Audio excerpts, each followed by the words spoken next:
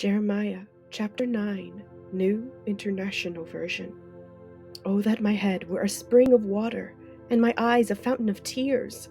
I would weep day and night for the slain of my people. Oh, that I had in the desert a lodging place for travelers, so that I might leave my people and go away from them. For they are all adulterers, a crowd of unfaithful people. They make ready their tongue like a bow to shoot lies. It is not by truth that they triumph in the land. They go from one sin to another. They do not acknowledge me, declares the Lord. Beware of your friends. Do not trust anyone in your clan. For every one of them is a deceiver, and every friend a slanderer. Friend deceives friend, and no one speaks the truth. They have taught their tongues to lie. They weary themselves with sinning. You live in the midst of deception. In their deceit they refuse to acknowledge me, declares the Lord. Therefore this is what the Lord Almighty says. See, I will refine and test them, for what else can I do, because of the sin of my people? Their tongue is a deadly arrow, it speaks deceitfully. With their mouths they all speak cordially to their neighbors, but in their hearts they set traps for them. Should I not punish them for this, declares the Lord? Should I not avenge myself on such a nation as this? I will weep and wail for the mountains, and take up a lament concerning the wilderness grasslands. They are desolate and untraveled, and the lowing of cattle is not heard. The birds have all fled, and the animals are gone. I will make Jerusalem a heap of ruins, a haunt of jackals, and I will lay waste the towns of Judah, so no one can live there. Who is wise enough to understand this? Who has been instructed by the Lord and can explain it? Why has the land been ruined and laid waste like a desert that no one can cross? The Lord said, It is because they have forsaken my law, which I set before them.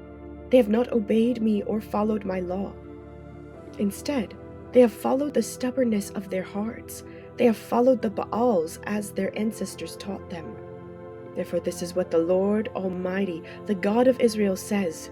See, I will make this people eat bitter food and drink poisoned water. I will scatter them among nations that neither they nor their ancestors have known. And I will pursue them with the sword until I have made an end of them. This is what the Lord Almighty says. Consider now, call for the wailing women to come, send for the most skillful of them.